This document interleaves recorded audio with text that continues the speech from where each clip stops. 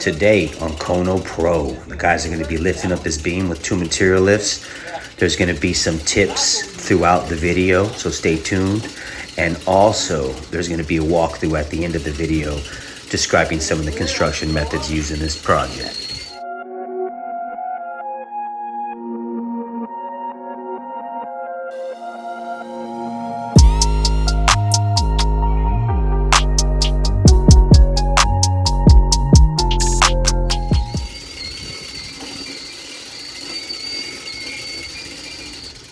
Check my placement. Bring yours out a little bit more.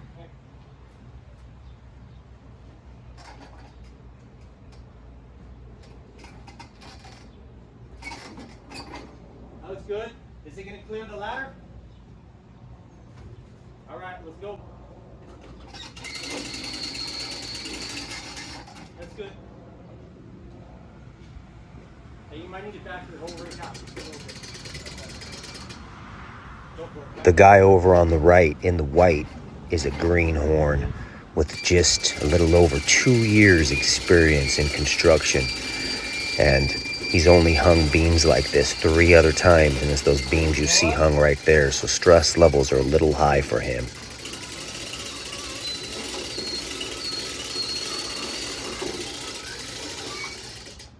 Keep going. Don't stop when I stop. Keep going. You're a little slower than my single crank is getting more than your double crank.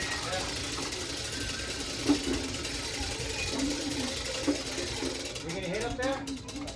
Looks like it, right? Get up on the ladder, slide the beam over.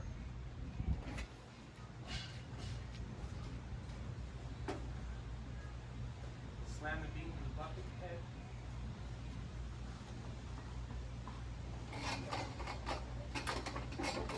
Like it's been clear? That's clear, right? There you go. Okay, good.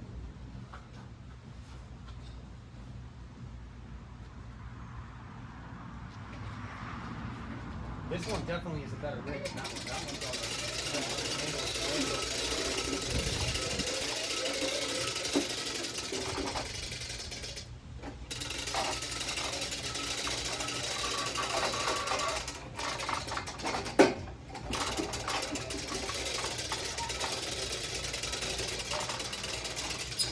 Okay, stand by. Are you getting caught over there or something? I think it's just rubbing.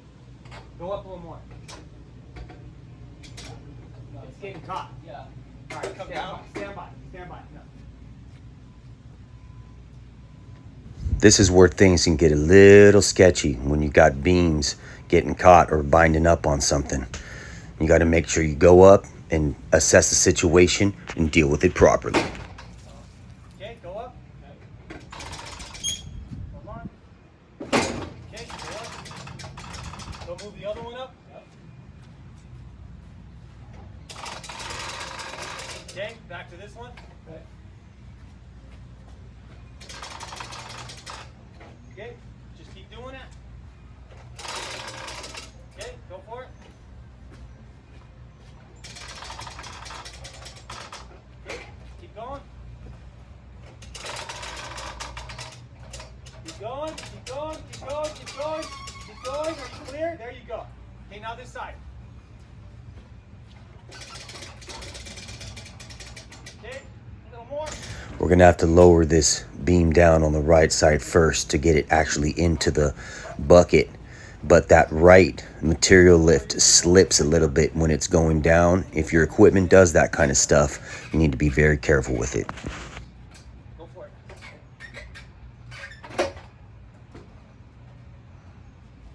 Go for it. Down. Hold on. Back up. Back up. Back up. Okay. Down. Down. Down. Down. Down. Down. Down. More. That's us. It's okay. It's that fucking stupid thing. All right. Side ain't going nowhere.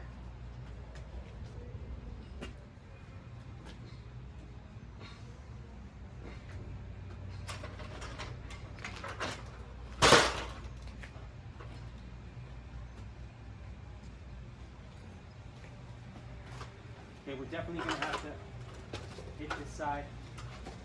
Use paddle bait. Paddle bait.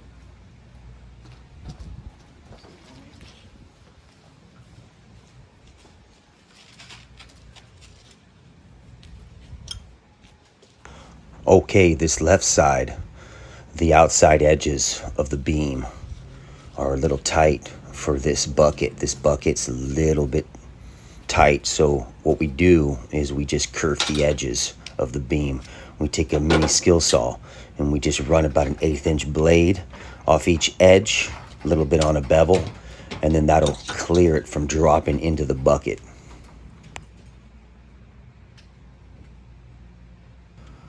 Another pro tip, before you even bring the beam up to put it into position to drop into the buckets, you take a hammer and you hammer the edges, the corners that are going to drop into the beam, because the welds create a little bit of a bevel on the inside of the buckets. So you'll always be caught up in those areas. So I take a hammer and smash the corners. I already did that before we lifted this up, but sometimes it needs a little bit more love. And that's what we're doing here with this skill saw. Bolt that way.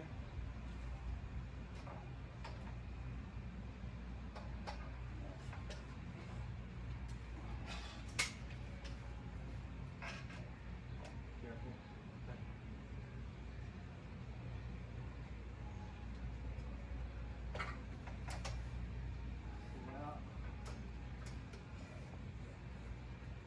If I let go there, that's where I want right there.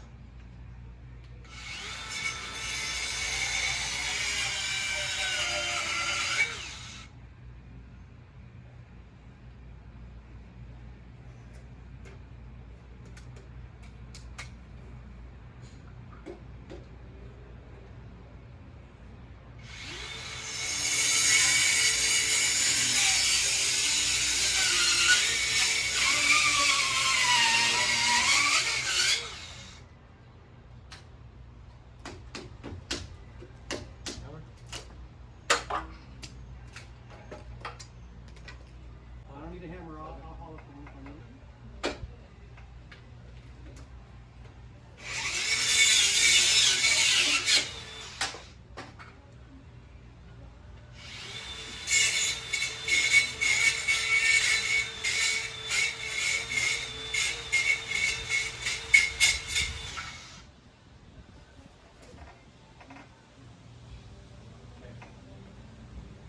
Okay, now you can go ahead and lower it. Give me the sledge real quick. Always have a sledgehammer with you on site when you're doing something like this. Never know when you might need to persuade that beam into the hardware with a couple nice little hits.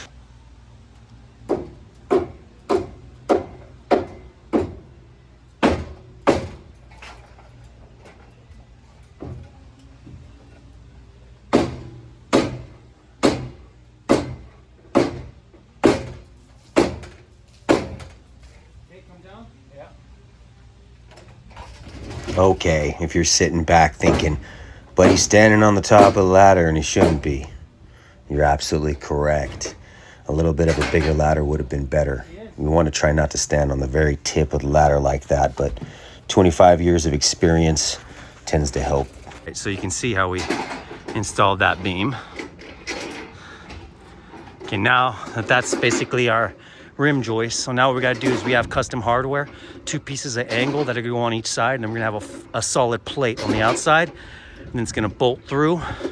We're going to have bolts that are going to lag through and lock us on to that center glulam beam.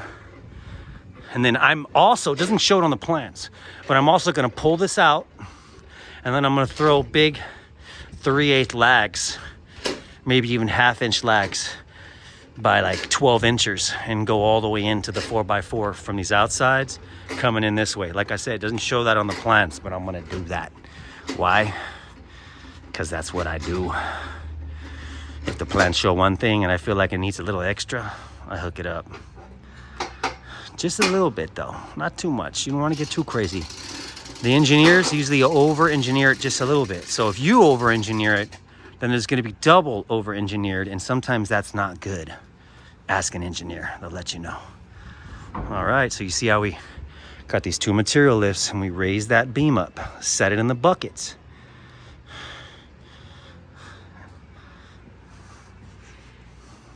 This is a second story, and that's going to be carrying the whole second story right there.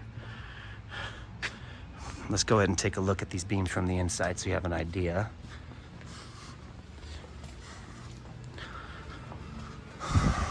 So you can see we got those two beams in there. You got this first beam right here, and you see how we cut back the ceiling joist, so it's going to tie into this beam. But like I say, once I have all this framing done, I have my stairs going up right here, and then I'm going to have my second story wall right here. This is going to be the outside wall of a bathroom right here. So once I have my plywood, all my joists, then I set this wall, it's going to start adding the load, and then we can set our roof and everything. So this whole load will be, on here, resting on this beam. Then we'll tie in these ceiling joists. Because if you tie them in now, they're not lining up, you see, because we have a 1/2-inch camber on this. So we had it engineered to be going up a 1/2 inch crown. So once we set our load, it's going to settle down. Once it's settled down as much as we think it's going to go, then we'll tie our joists into that ledger, and then our wall will go up, and then we'll tie the old ridge. We'll have to cut those joists back and then put another ledger on our wall, and then it'll receive all that roofing, and that'll attach to this wall. You can see here we got our beams, and these beams over here cantilever out because we have a balcony over here. So this balcony over here is going to cantilever out. You see that beam? It's going to be about a foot back from that. 4'4", it's coming out. So we ran it wild, and then once we get all our joists run, then we'll go ahead and snap our line and cut all those back flush, and then we'll give those a 2% slope. So basically those are 12-inch now, but by the time we get done giving our slope, those are going to be about 10 inches on this end. And then we'll run a 3x10 rim joist connecting all of those balcony joists. But there it is. We got our main structural beams up. 1, 2, 3.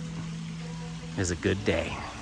Coming up on Kono Pro, more videos of us building this second story addition. If you like this content, subscribe and like. Thanks for watching, everybody.